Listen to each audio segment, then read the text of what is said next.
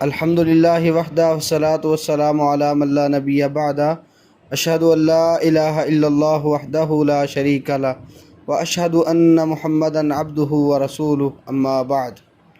فاعوذ باللہ السمیع العلیم من الشیطان الرجیم صراط الذین انعمت علیہم غیر المغضوب علیہم ولا الضالین آمین۔ سورۃ الفاتحہ کی اس آخری آیت میں انعام کی نسبت اللہ تعالیٰ کی طرف کی ہے، جبکہ غضب اور زلال کی نسبت اللہ تعالیٰ کی طرف نہیں کی گئی۔ اس میں اللہ تعالیٰ کے ادب کی تعلیم ہے، اگرچہ خیر و شر دونوں کا خالق وہی ہے،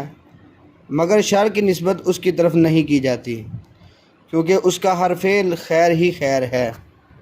صحیح مسلم کی حدیث میں ہے، نبی کریم صلی اللہ علیہ وسلم یہ کلمات کہا کرتے تھے، والخیر کلہ فی یدیک والشر لیس الیک، کہ خیر ساری کی ساری تیرے ہاتھ میں ہے، تیرے ہاتھوں میں ہے، اور شر تیری طرف نہیں ہے۔ ہم اگر قرآن مجید کا مطالعہ کریں تو ہمیں یہ بات معلوم ہوتی ہے کہ اللہ تعالیٰ نے کئی لوگوں پہ غضب کیا، اللہ تعالیٰ کئی لوگوں سے ناراض ہوا، اور اللہ تعالیٰ نے ان کی طرف اپنے غضب کی نسبت بھی کی ہے، لیکن ہمارے لیے ادب کا تقاضا یہ ہے کہ ہم اللہ تعالیٰ کی طرف ایسی نسبت نہ کریں۔ سورۃ المجادلہ آیہ نمبر 14 میں ہے، الم تر الی الذین تولوا قوما غضب اللہ علیہم۔ اس آیت میں اس قوم کا ذکر ہے کہ جس پر اللہ نے غضب کیا۔ اسی طرح سورۃ الکہف آیہ نمبر 17 پڑھیں، من یہد اللہ فہو المہتدی، کہ جسے اللہ ہدایت دے وہی ہدایت پاتا ہے، ومن یضلل فلن تجد لہ ولیا مرشدا، اور جسے وہ گمراہ کر دے تو اس کے لیے آپ ہرگز کوئی ولی رہنما نہیں پائیں گے۔ تو اس میں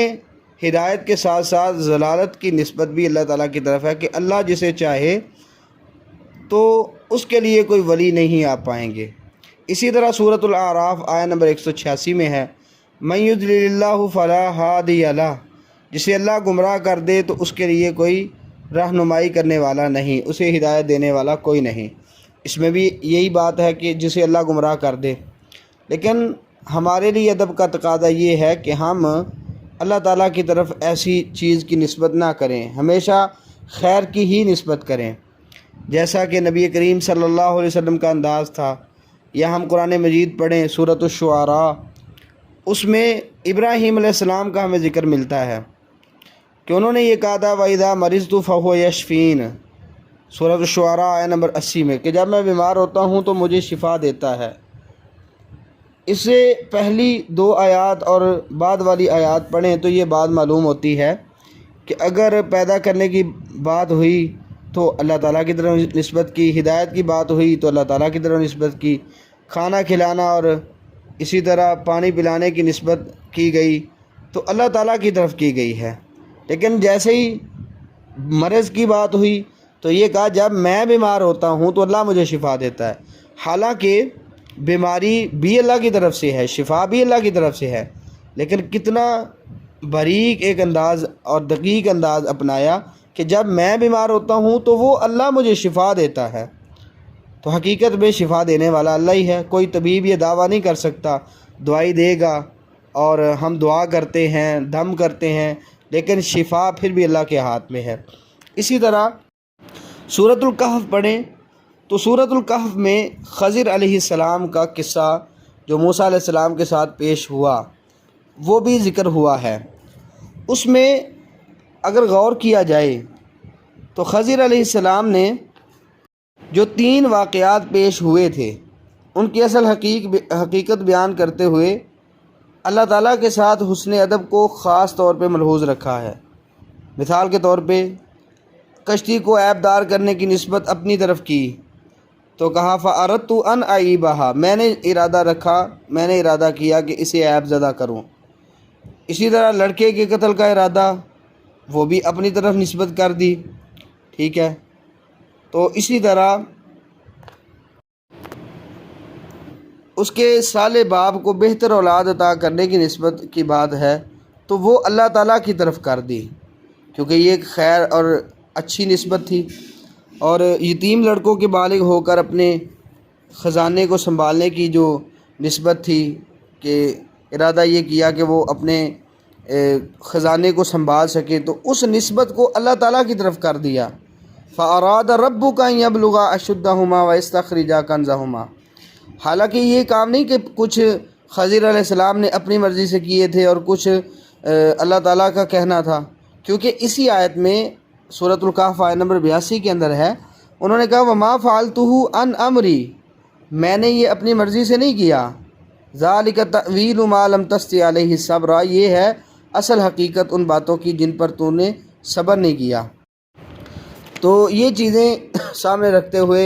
ہمیں یہ غور کرنے کی ضرورت ہے کہ ہم جب بھی بات کریں تو اللہ تعالیٰ کی طرف خیر کی بات کریں، خیر کی نسبت کریں۔ یہ نہیں اللہ تعالیٰ نے فلاں بیماری ہم پہ نازل کر دی ہے، فلاں وبا ہمیں اللہ نے دے دی ہے، ٹھیک ہے۔ ہمیشہ ہم اپنے اوپر غور کریں کہ اگر یہ کوئی مصیبت آئی ہے تو یہ ہماری اپنی کمائی ہے، ہمارے کسی گناہ کی وجہ سے ہے، ہمارا کوئی اپنا معاملہ ہے جس وجہ سے ہمیں یہ چیز بھگتنی پڑی ہے۔ قرآن مجید پہ غور کریں، وما اصابکم من مصیبت فبما کسبت ایدیکم ویعفو عن کثیر، جو بھی تمہیں مصیبت پہنچتی ہے تمہارے اپنے ہاتھوں کی کمائی ہے۔ اسی طرح سورۃ روم میں فرمایا ظہر الفساد فی البر والبحر بما کسبت ایدی الناس یذیقہم بعض الذی عملوا لعلہم یرجعون، کہ یہ جو بر و بحر میں فساد پھیلا ہوا ہے یہ انسان کے ہاتھوں کی کمائی ہے، جو انسان گناہ کرتا ہے اسی کی وجہ سے یہ معاملات پیش آ رہے ہیں۔ تو ہمیں چاہیے کہ انعام اللہ تعالیٰ کی جو انعامات ہیں ان کو تسلیم کریں، اللہ تعالیٰ سے انعام یافتہ لوگوں میں شامل ہونے کی دعا بھی کریں، اسی طرح گمراہ ہونے سے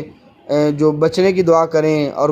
اسی طرح اللہ تعالیٰ کے غضب سے بچنے کی ہم پوری کوشش بھی کریں اور دعا بھی کریں۔ لیکن پھر بھی کبھی نسبت جب بھی